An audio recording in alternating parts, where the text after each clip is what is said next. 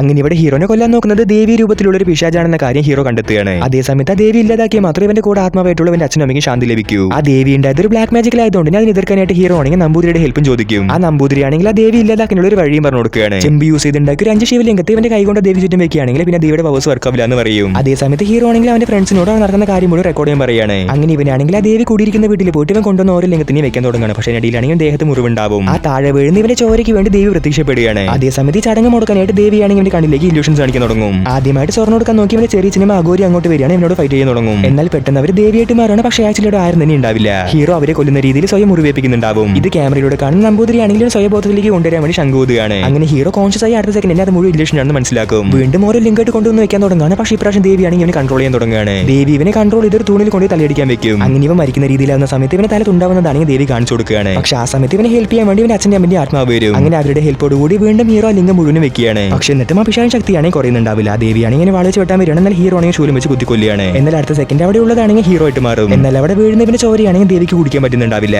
കാരണം ആ ശിവലിംഗ പൂജയാണെങ്കിൽ വർക്ക് ആവുകയാണ്. അങ്ങനെ ആ ലിംഗത്തിൽ നിന്ന് വരുന്ന പവേഴ്സ് ആണെങ്കിൽ ഭൂലോകം കാണുന്ന ദേവലോകത്തും നടക്കുന്ന കാര്യമെല്ലാം കാണുന്ന ശിവഭഗവാനാണെങ്കിൽ ഹീറോയ്ക്ക് പവേഴ്സ് കൊടുക്കുകയാണ്. പക്ഷെ എന്നിട്ടും ആ ദേവിയാണെങ്കിൽ കൊല്ലാൻ വേണ്ടി വരുന്നുണ്ടാവും. എന്നാൽ ആ സമയത്ത് ഹീറോ ആണെങ്കിൽ അവന് ശിവനിൽ നിന്നിട്ട് പവേഴ്സ് യൂസ് ചെയ്ത് തൃശൂൽ എറിയാണ്. അങ്ങനെ അവസാനം ബ്ലാക്ക് മാജിക്കിൽ ഉണ്ടായ സ്വർണ്ണം കാക്കുന്ന പിശാച് എന്ന ദേവിയാണെങ്കിൽ അടിയോടെ ഇല്ലാതാവും. ആ ദേവിയോടൊപ്പം അത് കാത്തു വെച്ചിരുന്ന സ്വർണ്ണങ്ങൾ മുഴുവൻ മണ്ണിൽ കാണാതാവുകയാണ്. ഈ വീഡിയോ ഇഷ്ടപ്പെട്ട ലൈക്ക് ചെയ്യുക, പ്രീവിയസ് പാർട്ട് ചെക്ക് ചെയ്ത് നോക്കുക.